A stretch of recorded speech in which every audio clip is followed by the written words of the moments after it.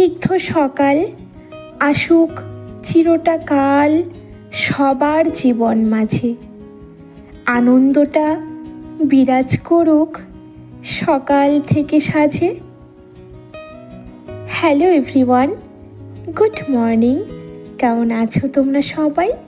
আশা করছি তোমরা সবাই খুব ভালো আছো, সুস্থ আছো। আমি কিন্তু বেশ ভালো আছি। আজ হলো চৈত্র সংক্রান্তি আর এখন ঘড়ির কাঁটায় সকাল 8:30টার মতো বাজে। তোমাদের প্রত্যেকে চৈত্র সংক্রান্তির অনেক অনেক শুভেচ্ছা জানাই বন্ধুরা। তোমরা সবাই খুব আনন্দ করো আর চড়কের মেলা দেখো। তো সকালে ঘুম থেকে উঠেই তো আমি কাজে হাত দিয়ে দিয়েছি, বিছানা গোছানো কমপ্লিট হয়ে গেছে। আর বেডরুমটাকে প্রত্যেক দিনের যে আমি সাধারণ ক্লিনিংটা রাখি সেই ক্লিনিংগুলো করলাম, মানে টেবিলটাকে মুছে নেওয়া, ড্রেসিং টেবিলটাকে মুছে নেওয়া, যেটুকু ফার্নিচার রয়েছে সেটুকুই একটু ভালো করে হাত বুলিয়ে মুছে নিই।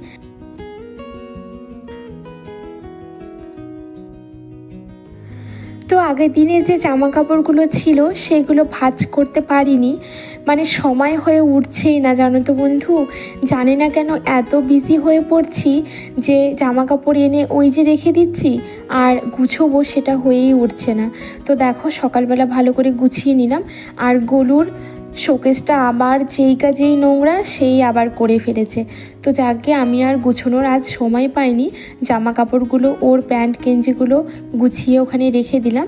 আর তারপরে দেখো গাছগুলোকে একটু জল দিয়ে নিচ্ছি, কারণ ইনডোর প্ল্যান্টস তো প্রত্যেক দিন জল দিতে হয় না, দিই না আমি, কিছুদিন পর পরই জলটা দিই। আর এখন যেহেতু খুব গরম পড়েছে তাই একটু স্নান করিয়ে দিলাম গাছগুলোকে। তারপরে নিচের ঘরে এসেছি, আর এই দেখো আমি যে ম্যাজিক্যাল ড্রিঙ্কটা খাই ইদানিং, তো সেইটা বানানোর জন্য প্রিপেয়ার করছি। এখানে রয়েছে বেশ খানিকটা জোয়ান, একটু জিরে আর একটু মৌরিটাও ঢেলে নেব। আর এটাকে না রোদ্দুরে দিয়ে ডাস্ট করে নিই, কিন্তু রোদ্দুরে দেওয়া হয়নি, শেষ হয়ে গেছে, তাই আমি একটু মাইক্রোওয়েভে সাধারণ যে টেম্পারেচার একটু গরম করে নেব, তাহলে ঝুরঝুরে হয়ে যাবে, ব্লেন্ড করতে খুব ভালো হবে। তো আমি 2 মিনিট সেট করেছি, কিন্তু একদমই 2 মিনিট লাগেনি, 30 সেকেন্ডের মধ্যে সেটা হয়ে গেছিলো। পুরো ভাজা করছি না, মানে জাস্ট একটু গরম করে নিচ্ছি। তো এটাকে গরম বসিয়ে দেখো আমি আজকে আলুর দম করব, নিরামিষ যেহেতু রান্নাবাড়ি, তো সেই জন্য আলুর দমের জন্য আলুটাকে ভালো করে কচলে ধুয়ে প্রেশার কুকারে দিয়ে দিব একটু সেদ্ধ হতে। সেদ্ধ এইদিকে হবে, ততক্ষণে আমি এইদিকে কাজটা সেরে নেব।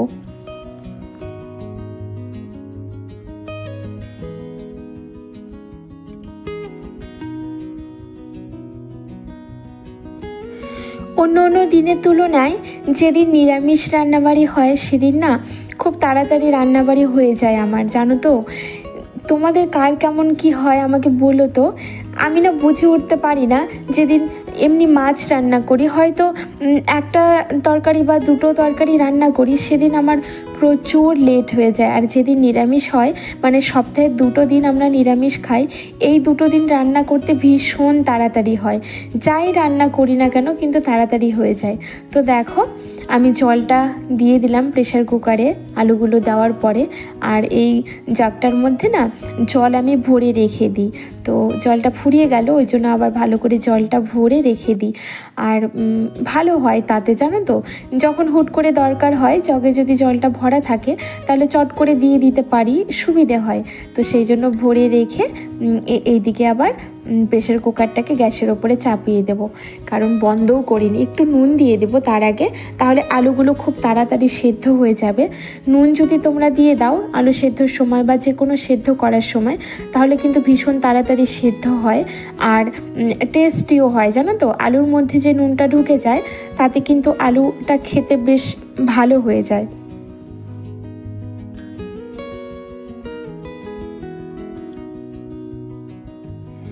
জোয়ানটা এদিকে আমার গরম করা হয়ে গেছে, আর তারপরে একটু ঠান্ডা করে নিয়েছি। আর এখন একটা মিক্সিং জারের মধ্যে দিয়ে দিলাম, সঙ্গে একটু রোস্টেড মৌরি অ্যাড করলাম। এবার সবগুলো একসঙ্গে ভালো করে ব্লেন্ড করে নেব ব্লেন্ডারে। 5-6 দিন হলো এই ম্যাজিক্যাল ড্রিঙ্কটা আমি খাচ্ছি। প্রথমে আমি সামান্য একটু ব্লেন্ড করে খেয়ে দেখলাম কেমন। খেতে তো বেশ ভালোই, খারাপ না, তবে মোটামুটি ঠিকঠাকই লাগছে। তো সেই জন্য আজকে একটু বেশি করে ব্লেন্ড করে তারপরে ঠান্ডা করলাম, করে একটা কাচের কন্টেনারে রেখে দিলাম। আর এটা আমি কখন খাই জানো? যখন সকালবেলা চিয়া বীজ খাই, ওই চিয়া বীজের জলের মধ্যে 1 চামচ মতো দিয়ে ভালো করে ঘেটে নিয়ে খেয়ে নিই ঢক ঢক করে। এতে আমার খুব একটা যে খারাপ লাগছে খেতে তা না, বেশ ভালোই লাগছে। যদি উপকার পাই কনস্টিপেশনের সমস্যা থেকে, খাই না, খেতে তো ক্ষতি নেই। আর দেখো চিনিটা আমার শেষ হয়ে গেছিলো, তাই আমি আবার চিনিটাকে কন্টেনারে ভরে নিলাম। কারণ কখন দরকার লেগে যায় তখন না বিরক্তি বোধ হয়। যখন দেখবে খুব তাড়াহুড়ো থাকে, আর তখন কিন্তু এই টাইপের জিনিসগুলো দেখবে কন্টেনারে শেষ হয়ে গেছে। যেমন খুব তাড়াহুড়ো থাকলে বিস্কিট শেষ হয়ে যায়, থাকে না, তখন আবার ঢালতে হয়, আর তখন যে কী পরিমাণে অস্বস্তি লাগে। তো সেই জন্য আমি বাবা আলসেমি করলাম না, ঢেলে নিলাম। আর এইবারে দেখো সবজি কুটতে বসেছি। আর আজকে রান্না করব টকের ডাল, আর সঙ্গে পটল ভাজা আর আলুর দম। তো টকের ডালটা দেখো আমি কিভাবে রান্না করি। অরহর ডাল দিয়ে টকের ডাল কে খেয়েছে আমি জানি না, তবে আজকে যেহেতু নিরামিষ আর আমি তাই রান্না করব। তো প্রথমে ডালটাকে ধুয়ে প্রেসার কুকারে দিয়ে দিলাম। আর তারপরে আমি ফোড়ন দিয়েছি, 5 ফোড়ন, তেজপাতা, শুকনো লঙ্কা। আর ওই ছোট্ট ছোট্ট আম এনেছিল, ওই ফোড়নের তেলের মধ্যে আমটাকে দিয়ে একটু সাঁতলে নিয়েছি। আর তারপরে সবটা প্রেসার কুকারে দিয়ে দিলাম, সঙ্গে নুন, মিষ্টি, সামান্য একটু হলুদ গুঁড়ো আর একটু সর্ষের তেল দিয়ে প্রেসার কুকারটাকে বন্ধ করে গরম জল দিয়ে দেখো আমি গ্যাসে চাপিয়ে দিলাম। 2 থেকে 3টে সিটি দেবো, তাহলেই হয়ে যাবে। তবে আমার এই প্রেসার কুকারটাতে তো সিটি পড়ে না। তোমাদের এর আগের দিনের একটা ব্লগে বলেছিলাম যে এটা অনেক দিনের পুরনো একটা প্রেসার কুকার, সিটি পড়ে না। তবু আমার এই প্রেসার কুকারটাতে রান্না করতে ভীষণই ভালো লাগে। তো বসিয়ে দেওয়ার পরে দেখো কড়াইয়ে এদিকে তেল দিয়ে আমি ফোড়ন দিয়ে দিয়েছি। আর তারপরে আর সেদ্ধ করা আলুগুলোকে দিয়ে দিলাম। আলুর দমটা রান্না করে ফেলবো খুব তাড়াতাড়ি। আর এই আলুর দমে না আমার ফ্রোজেন কিছুটা মটরশুঁটি আমি রেখে দিয়েছিলাম, তো অনেক দিন হয়ে গেছে জানো তো। তো ওই মটরশুঁটি কিছুটা দিলাম। আর তারপরে ভাজা ভাজা করার পরে মশলাটাও অ্যাড করে দিলাম। এবার মশলাটাকে কষিয়ে নেব ভালো করে।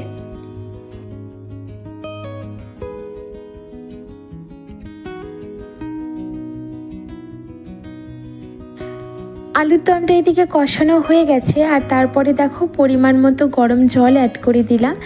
আর রান্নাতে যদি গরম জল অ্যাড করা যায় তাহলে তো রান্নার স্বাদ দ্বিগুণ হয়ে যায়। তোমরা যারা আজ গরম জল ইউজ করো না তারা একবার গরম জল ইউজ করে দেখো, রান্না কিন্তু অনেকটাই টেস্টি হবে। আর যতক্ষণে ফুটছে ঢাকা চাপা দিয়ে দিয়েছি, ততক্ষণে আমি আমার ম্যাজিক্যাল ড্রিঙ্কটাকে একটু ভালো করে ঘুলটে নিলাম চিয়া বীজের মধ্যে দিয়ে। ওই যে গুঁড়োটা করলাম সেই গুঁড়োটা একটু দিয়ে দিলাম। আর এইদিকে দেখো পুরোপুরি হয়ে গেছে রেডি।